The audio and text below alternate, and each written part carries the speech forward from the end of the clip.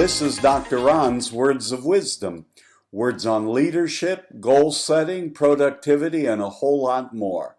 I hope that you'll consider this your vitamin or supplement for this day.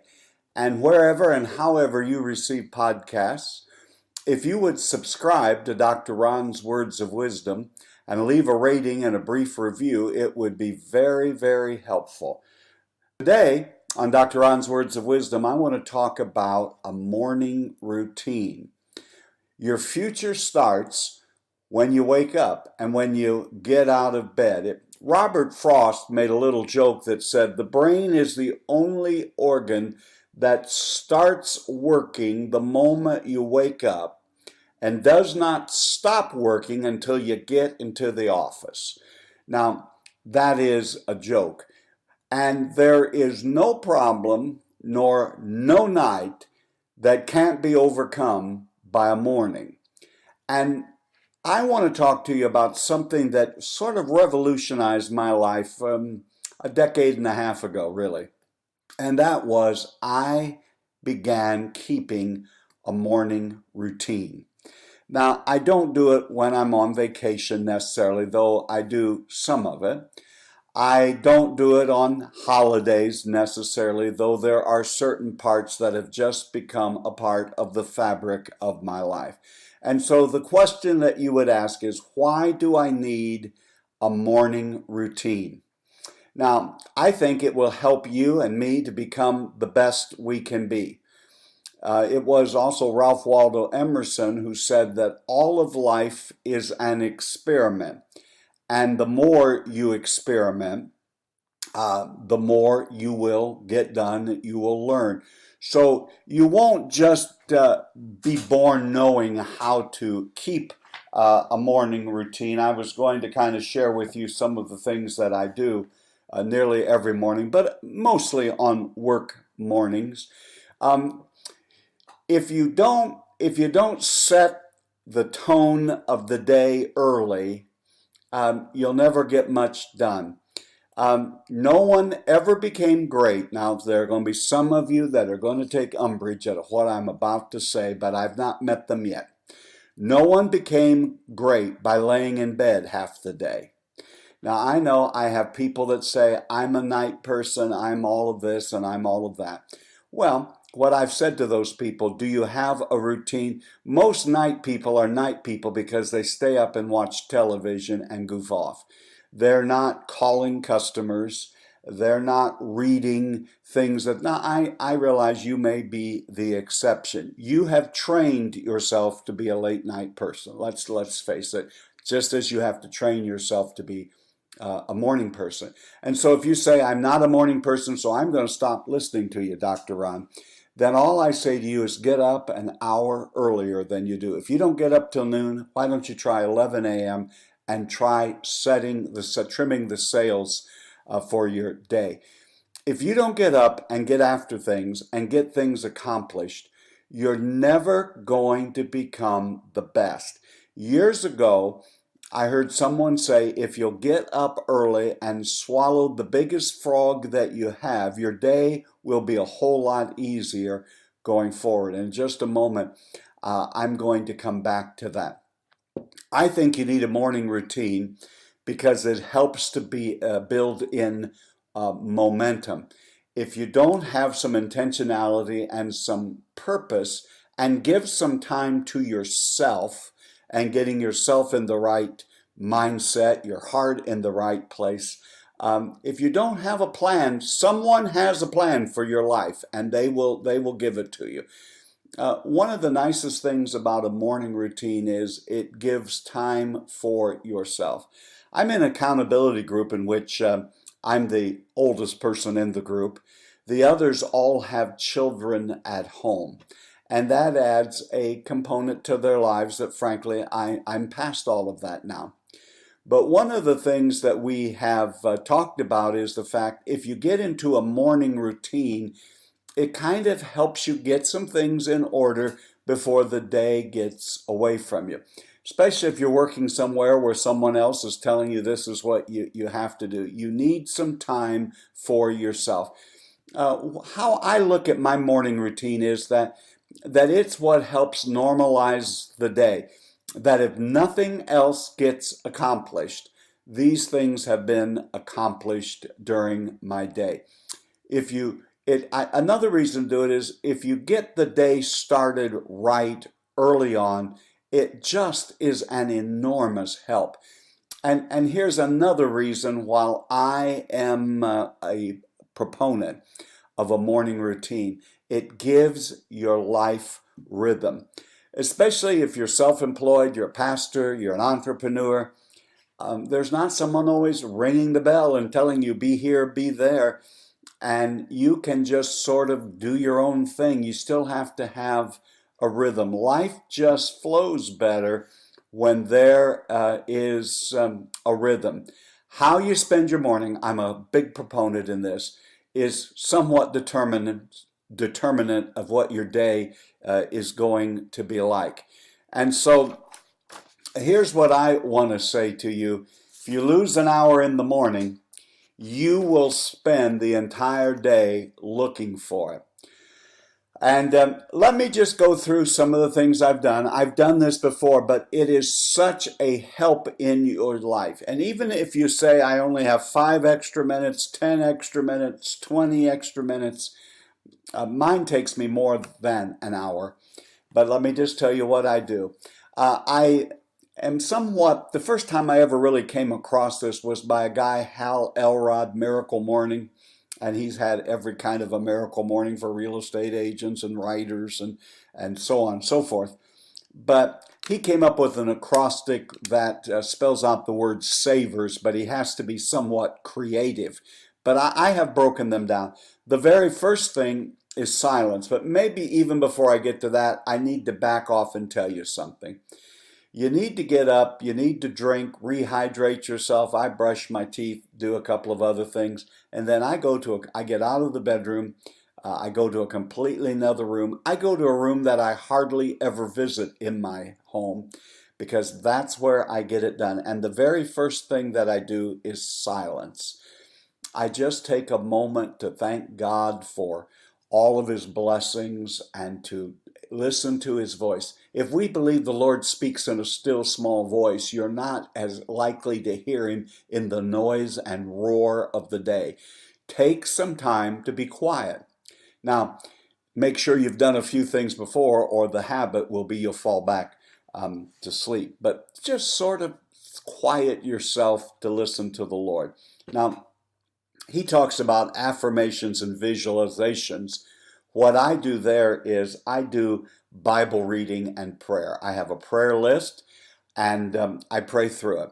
I have a program of where I am this year reading through the Bible, reading the ESV, and actually the program, the Bible that I'm using, and I do it on my Kindle, I use my Kindle for this, has actually taken me through the entire Old Testament and by December 31st through the New Testament twice. I'm using a translation that I don't normally preach out of, so the word sounds fresh and it sounds new. And just getting the Bible into my mind and heart and having time for praying is a real help early in the morning. You can do all sorts of other things, but quiet, Bible reading, and prayer. The E in Savers stands for exercise. Now, I go to the YMCA in the town where I live, and that's the last thing I'm going to do between home and between going to the office or whatever my appointment is.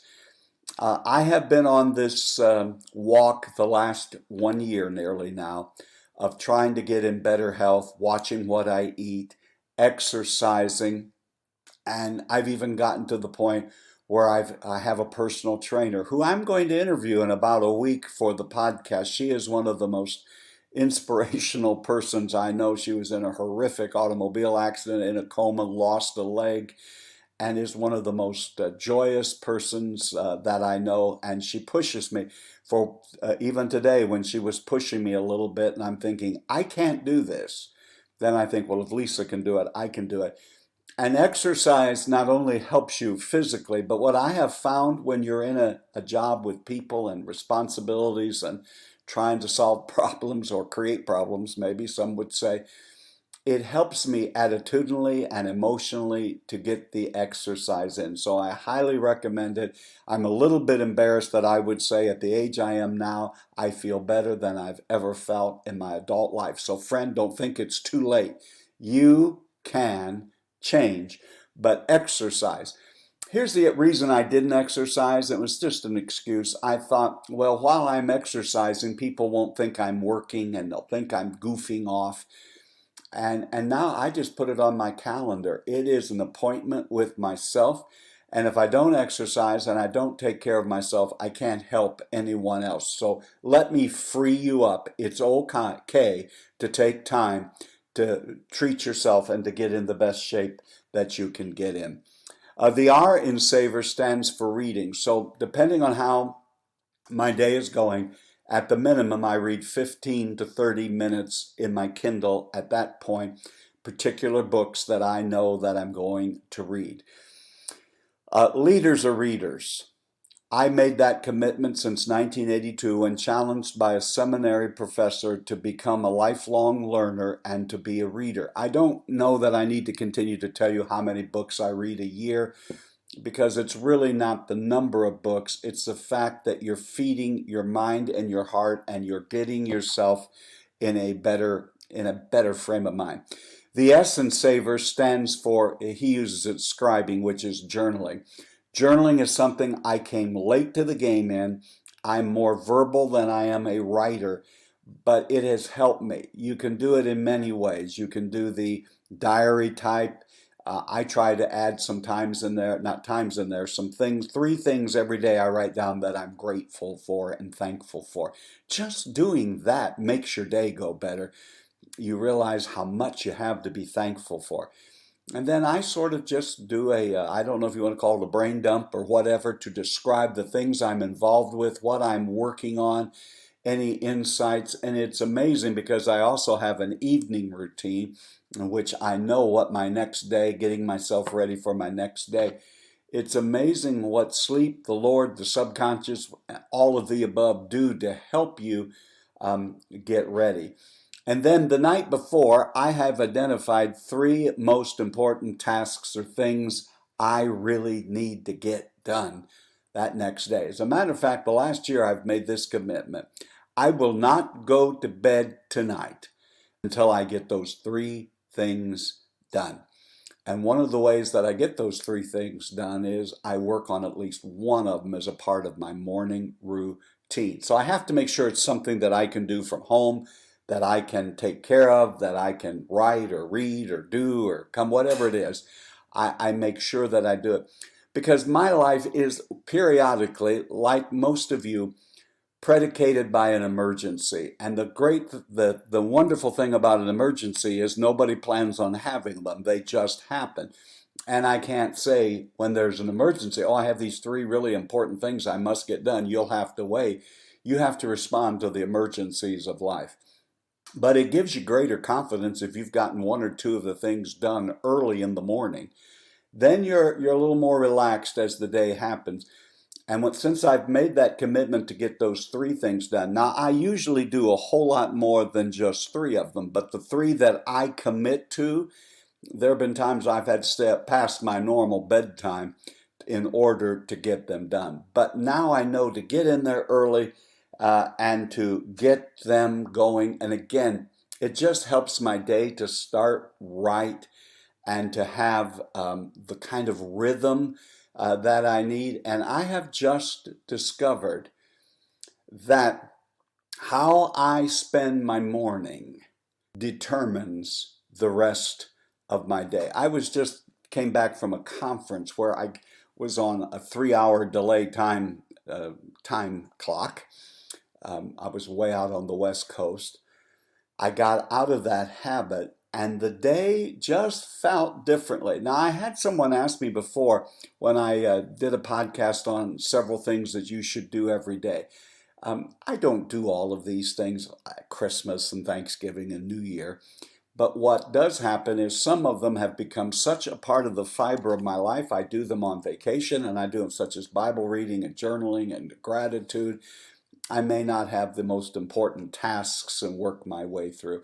But you'll find These are more than just things to check off a list so you feel good about yourself. You will find that these things help you to grow as a person. And I'm a believer in Christ Jesus, and they help me to grow as a Christian and as a husband and a father and a friend. So, develop a morning routine. Even if you think mine is foolish and crazy and you don't want to do all of that, that's perfectly okay. But there's no excuse to just get up and wander into your day with no plan, no goal, no way of doing something. Develop some holy habits that will help you to be the best you can be. You've been listening to Dr. Ron's Words of Wisdom, words on leadership, goal setting, productivity, and a whole lot more. I hope that this has been like a vitamin or a supplement for your mind and heart. And again, my friends, wherever you receive podcasts from, if you would please go and subscribe to Dr. Ron's Words of Wisdom and leave a rating and a brief written review, it would be very, very helpful. I just checked this morning.